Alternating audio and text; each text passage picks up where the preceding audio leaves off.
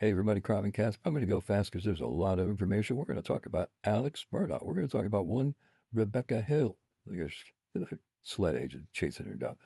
And so we've got a lot to talk about. Let's get into it. This is all about Alex Murdaugh and Becky Hill and where we are with everything. So the state of South Carolina has 34 days. Mark your calendars to April 6, 2025. Put it into your phone. We'll go watch Crime and Cask on April 6, 2025. Alexa, watch Crime and Cask on April 6th.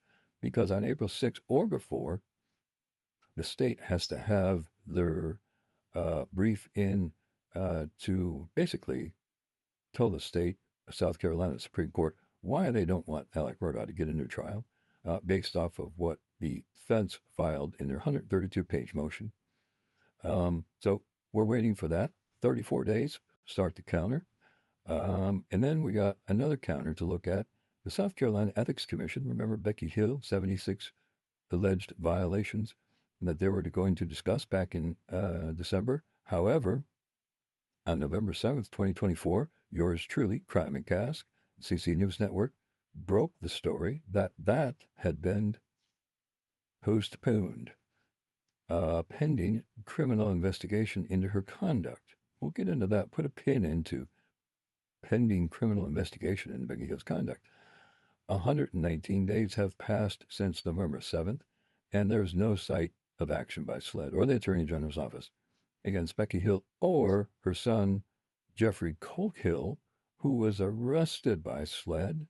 If y'all remember, go back in your mind, November of 2023 is when he was arrested, and nothing has been done since then. Silence. All right? So, selective justice. Is there selective justice? Well, let's be clear. The state has aggressively prosecuted and convicted Russell Laffitte. They buried Corey Fleming and, of course, dragging Murdaugh in with all the financial data into his Big M trial, despite those, in my opinion, being legally unrelated, even though I know that Judge Newman said the door was open.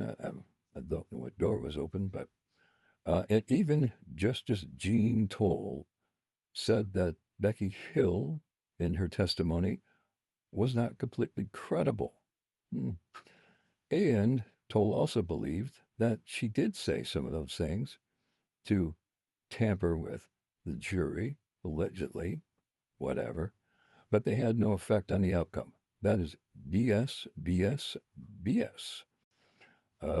Just ask a couple of jurors there and start with Myra Crosby and start with Juror Z, who was the first person on deck, to say, yes, it affected my outcome. So check with that. But what's not happening? Okay, September 5th, 2023, SLED opens the investigation of Becky Hill. That is 548 days and nothing has happened. The Warren Commission on the taking of the life of JFK took less time. And that's a fact. Took less time. 548 days. November 23, we talked about Cold Hill. Becky is under surrogate investigation by the 11th Circuit. That happened last summer.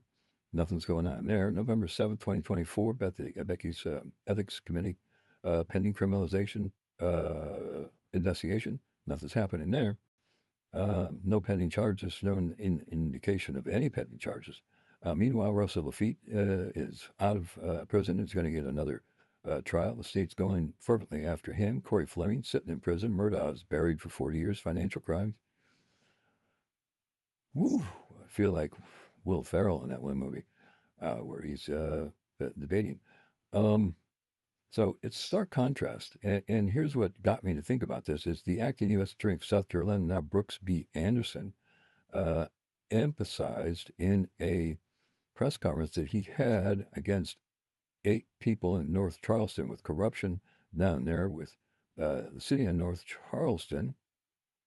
And he said this, and I quote, "When elected officials take the oath of office, they make a sacred promise to the people they serve. They pledge to uphold the law, to act with integrity, and to place the public interest above their own. Public service should never merely be a job. It's a public trust. The allegations in this case describe a profound betrayal of that trust." He's referring to the people in North Charleston. SLUD Chief Mark Q was there. The FBI was there. It was a big joint effort.